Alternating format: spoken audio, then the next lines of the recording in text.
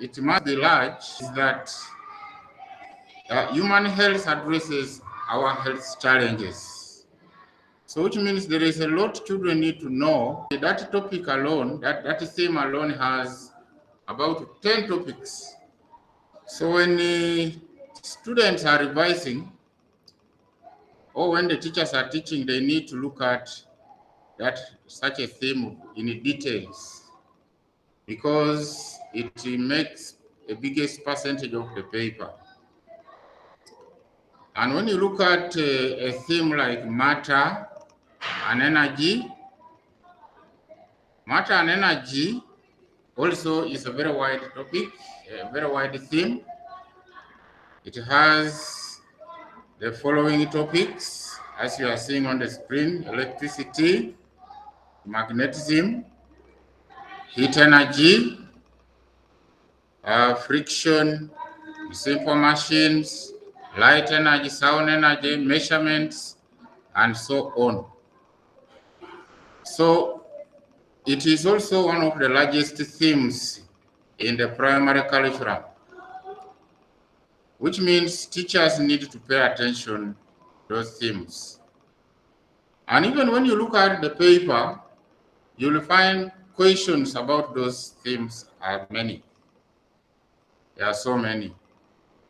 So there are 8 themes in science in the primary curriculum. There are 8 themes. Students may not be knowing this, but teachers who guide them know this very well.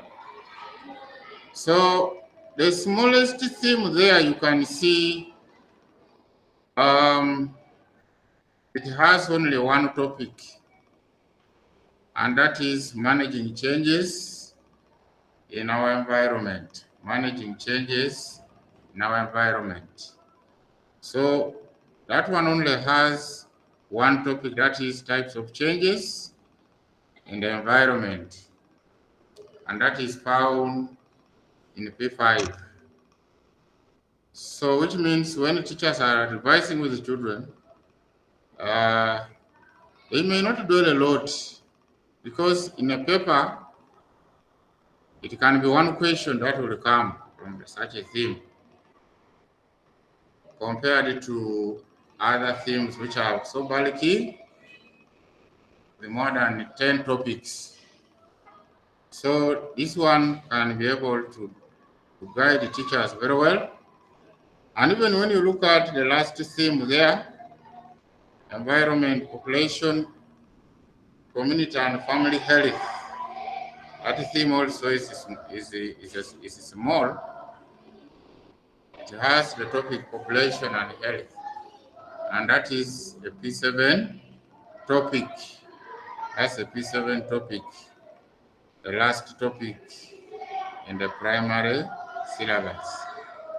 So in short, what I'm trying to talk about is that in planning for the national paper, there are certain preliminaries you need to go through, and that is must analyze the recent papers. You can analyze the last 10 years and see how is the setting done. How was each paper performed, such that it can give you an idea of how to revise with the candidates. So in analysis, you find that you look at the larger themes and topics, and that is where you put your emphasis. And also, you must look at the objectives, why the author of the curriculum is writing that curriculum, or why the authors are writing it, such that you guide the candidates, because those objectives are the ones that will be followed when they are setting the national paper, to find out whether the candidates mastered them in the course of their study. So that is about preparation. And I want us to look at some of the competences, and I'll put them in the form of questions.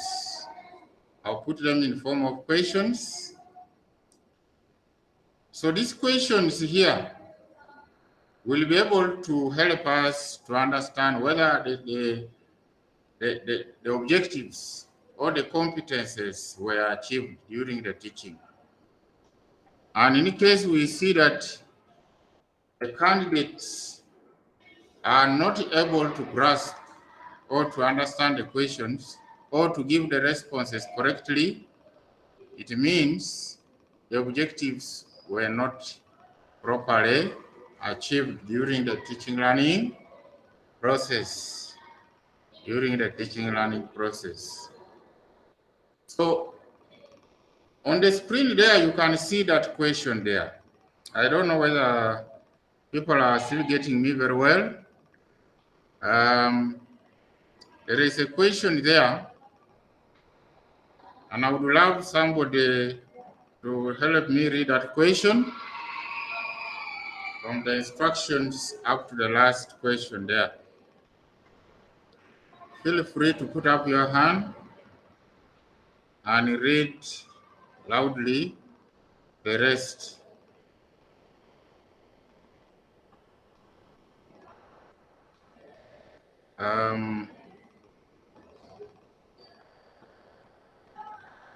Geoffrey, you can come through. Your hand is up. Yes. The Bluetooth device is ready to pair. Please read it louder. The Bluetooth device is connected successfully. Geoffrey, kindly unmute when you read. Is somebody reading?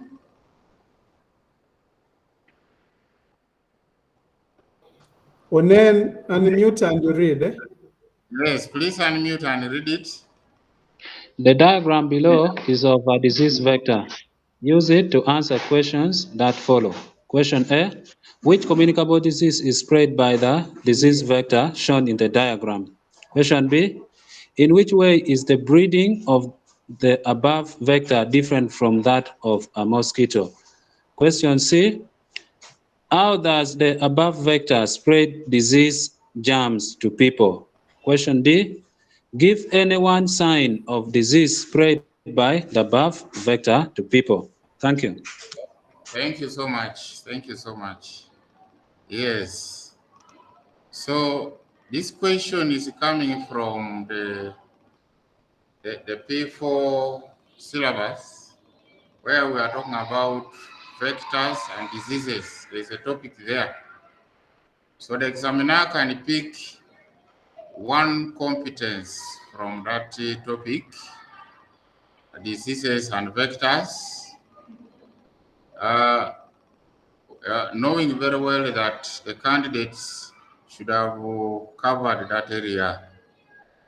And he asks such questions that the diagram below is of a disease vector. Use it to answer questions that follow.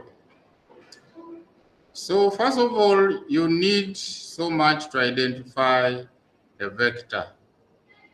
You need to identify the vector, which means during the learning, in the course of the primary session or the primary course, you must have exhaustively looked at vectors, different vectors, and you must have looked at the pictures and drawn them.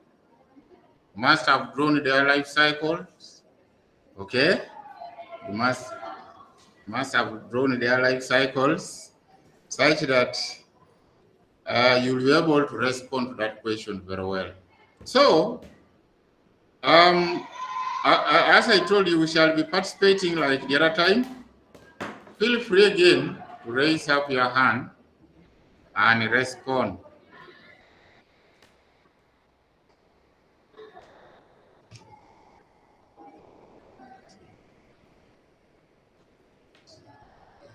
Okay, I can see here, Geoffrey.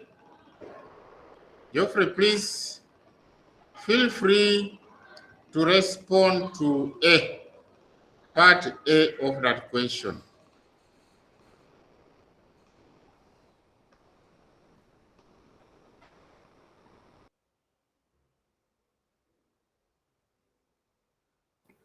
Geoffrey, go ahead and unmute and you speak.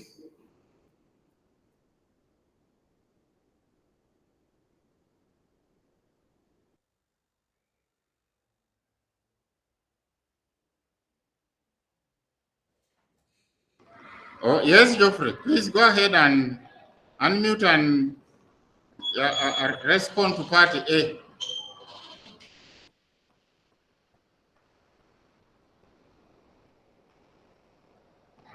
I think Geoffrey is not going through.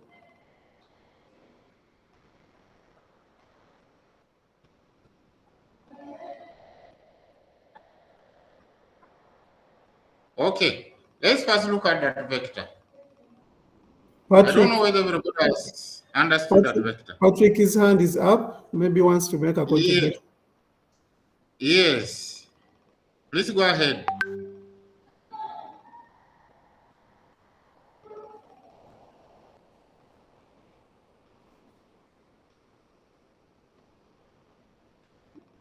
Patrick Chimera, go ahead and unmute.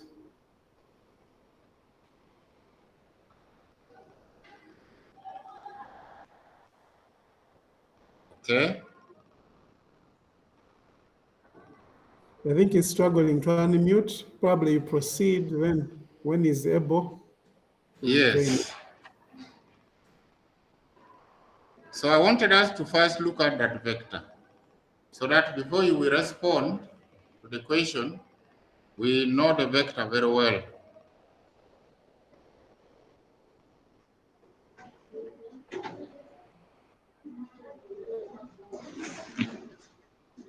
I think there's a challenge with unmuting.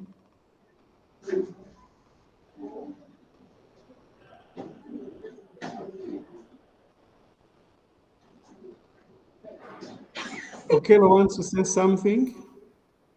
Yes. Go ahead. Yes, Okelo look from Ebenezer. I would like to answer question number A. Which communicable disease is spread by the disease vector shown in the diagram? Now, according to me, this vector I've identified as Simurium fly or ginger fly, of which I understand that it spreads river blindness. Thank you so much, Okelo. Yes, please. Thank you so much. Yes. That is the Where is that now? He called me, yes, but there's a number which has called. Let me call back, eh? Let me call back on that number which called me. Let me call the number which called me back, okay? Because I want that fast wait a bit like for 10 minutes before I set off, eh? Just 10 minutes, yeah. 15 minutes before I set off also.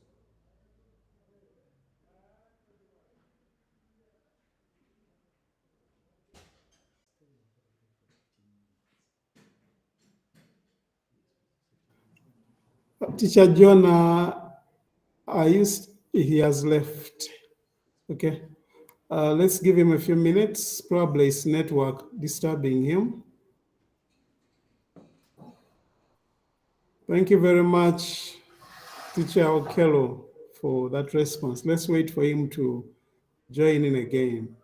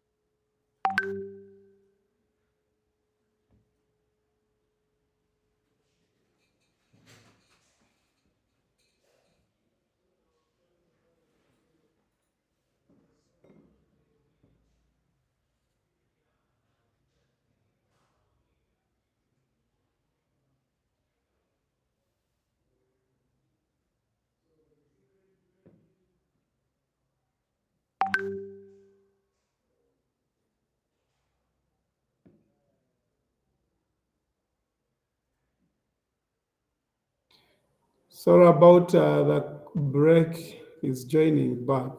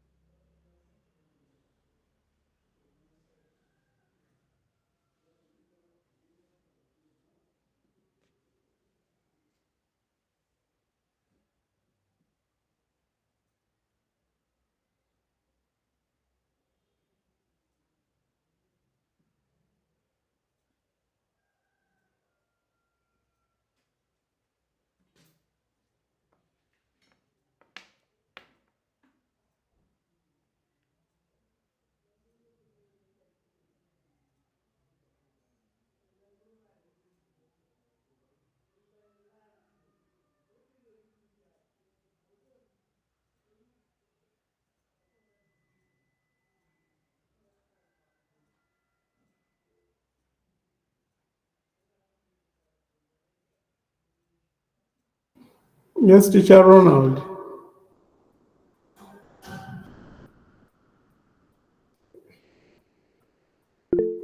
Teacher Ronald, welcome. I see your hand is up.